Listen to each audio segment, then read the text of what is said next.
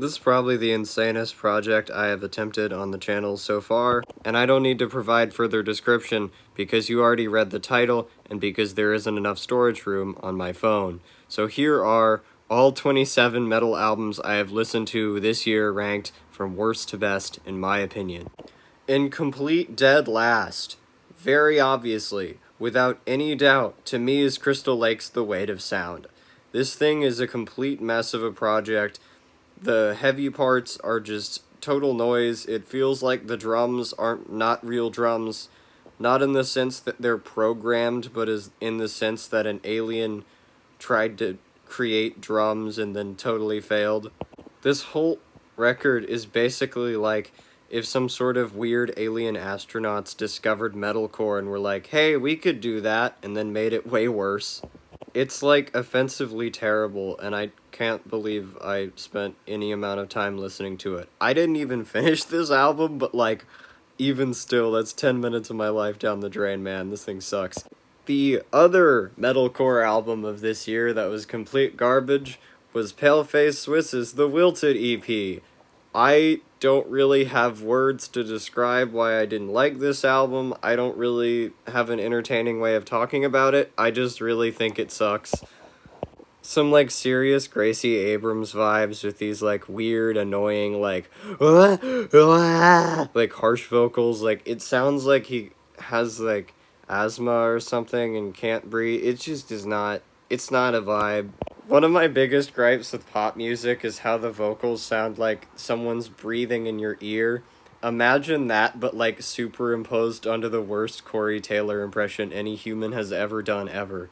It's pretty awful, and like it's in that weird scenario of like I don't think this is AI because I don't think an AI would understand that people would want an album this bad. And it wouldn't be new metal without a terrible, like, snuff impersonation butt rock ballad to conclude the album with its worst track. Great job, guys. You're killing it. The first album to enter the top 25 for me would be Exile Sealed into None. I feel like this will be a hot take because people inexplicably defend this thing. I'm not really sure why. But I could not finish this album. I couldn't. I think it's really bad. I will give it this. The mix sounds amazing, and like US power metal / epic doom metal with In the Nightside Eclipse vibes is definitely like a really good idea. My main issue is that all these songs are like way too long. None of them have any sort of like riffs or hooks, and the vocals are just screechy and annoying and terrible, and I just didn't really enjoy listening to it. It has an atmosphere, it has a vibe, it's well made, but I just think at the most fundamental level, these aren't good songs, and it's not a very good album. This is no discredit to Andrew Lee. I think he mixed it really well. I think he's a really talented guy, and I know this is Exul's first album, but to me, for something this awful to be met with such critical rapture is not a great sign of where music is right now. At 24 would be Nightmare's Hell Interface EP. I don't think I was offended by this album in any real way. It just completely went over my head. I don't think these songs are very good. I don't think these ideas are very interesting. And the atmospheric parts just really bore me. I don't sincerely think this is AI, but if it turns out it is, I wouldn't be that surprised. I just didn't think it was very good. At 23, I have Elevation by Inshine. Now, I'm not the type of person that hates Melodeath. I just don't think this is, at the most fundamental level, very well executed. Melodeath means your songs have to have melodies in them, which Inshine did not realize here. It's mostly hookless. I don't think the riffs are very good. A lot of these songs basically just like don't have choruses. Again, I really don't know what people saw with this project. I don't think it's offensively awful, but I just listened to it and it went totally over my head. I feel like I lost 40 minutes of my life. Now, the last time I talked about this album, people got really mad at me for no reason. And if you've watched the channel regularly, you know exactly which band I'm talking about. It's Megadeth, and with their self-titled album. I think it was ultimately a fun speed metal or thrash metal record. I do think it has some pretty decent songs. I also think it has some really bad songs. I Don't Care was like one of the funniest and worst tracks of the entire year. And in general, I think this is a competent project. I don't think it's one of the worst Megadeth albums, but it really did feel like a good record, maybe even a great record with some really, really big flaws. But almost cracking the top 20, at 21 for me, would be Textures with Genotype. I really don't think I was as disappointed by this project as many of the band's core fandom were, but I kind of enjoyed it and kind of didn't. The band's cinematic take on progressive metal really appealed to me for a lot of reasons. I love the electronic bits. I think honestly some of these songs are pretty catchy too, and like the harsh vocals give it this like progressive Lamb of God vibe that I just adore. My only real issue with it was just like the clean vocals are not very good. I think it would totally work if it was like 70-30 in the other direction, like if you give most of these songs really great harsh vocals and really cool catchy choruses that are clean sung, I think that would work great. But I think when you do it like 90-10 with pretty mediocre clean vocals and really great harsh vocals, it just isn't as appealing to me. And I'm a pretty big fan of like traditional metal. Like I love Dio, I love Iron Maiden, I love Judas Priest, I love Black Sabbath. I just don't think these songs sound great with the vocals they have. And for that reason, it almost felt more like it was a middling album with very good parts than like a good album with some pretty big flaws. At number 20 was Gorch. Now, I am a pretty big Dissonant Extreme Metal fan. I just didn't hear anything in this album where I was like, man, this is the best thing ever. And I love the parts that are really gnarly. I just wish there were also like quieter bits to give it more dynamics as opposed to just being like a wall of sound for 40 minutes. There just aren't really hooks here, and so the fact that texturally it also isn't the most fascinating is kind of a problem. Obviously, not every Disso Black album can be Fos Ite Maledicti, but I think that record is a good example of how you can play this style of music and still be eerie and haunting and terrifying while, like, making your music dynamic and good. I don't think this album isn't good, but it feels like it could have been a lot better. I didn't really expect to like KMFDM's new album, but here it is and it's coming in at number 19. I've always had kind of a complicated relationship with this band. I think Nile is one of the best industrial records ever, but they've also just made some crap. But I did really enjoy this record. I think AOTY and Enemy are great singles. The album never fully gets to that level again, but I wouldn't say it's bad by any means. I don't even really think it's generic. I just feel like there's better industrial music that's being made right now, and like I haven't looked super hard for more industrial rock and metal, but I feel like I could find something stronger than this in about 2 hours maybe. At number 18 is Alter Bridge's self-titled album, and honestly, I did not expect to like this one, and I never took this band too seriously, but they're not bad. It's definitely kind of a bloated and inconsistent listen, but at the same time, I think the songwriting is good enough and the singles are great enough that, like, I couldn't place it much lower than this. It does definitely have issues, but there are also some really great tracks here, and I think that's commendable. At number 17 of the year for me so far would be Elende with Zerfall. I really liked the vocals here, and I think there's certain parts like the guitar solos that are just phenomenal. I do think this band has a lot to learn. There are definitely times where this album just kind of loses me, and I think a lot of better black metal has come out this year. But I'm absolutely stoked to hear what this band have like 2 years from now, because I can sense that they're just getting better and better with every release, and I want to hear them kill it. I'd be there for that. At number 16, I have Poppy with Empty Hands. Now, honestly, I think I was less disappointed by this album because I didn't listen to the one before it. I could totally see the argument that she's kind of just going in a circle and doing what she's comfortable with, but I also do think it's really, really good. It's unfair to me to hold all music up to a standard of innovation and experimentality if it's still good, and I definitely do think she's made weirder, better projects. But at the same time, like, as far as that, like, Knocked Loose plus Spirit Box sound she's got going, she just did it really, really well, and it's one of my favorite metalcore adjacent albums that's come out in the last few years. I think Tsunami Sea was even better, but, like, I just enjoyed this album a lot. Cracking the top 15 would be Kanonenfiber Soldatenschicksal. I'm sorry if I'm pronouncing that totally wrong, by the way. I know this album is really just a few stitched together EPs and 2 new singles, but at the same time, I just think it's pretty good. I think Zivor is an incredible song. It just kicks the album into place. I think it's totally possible they never make a record better than Die or Catastrophe, or never have a song better than Panzerhinker, but I just thought this album was really good. I love the more groovy side of mellow death or melodic black metal, and they just do it really well. I just think it has great songs, and it's mostly a great album. At 14 would be Worm with Necropalace.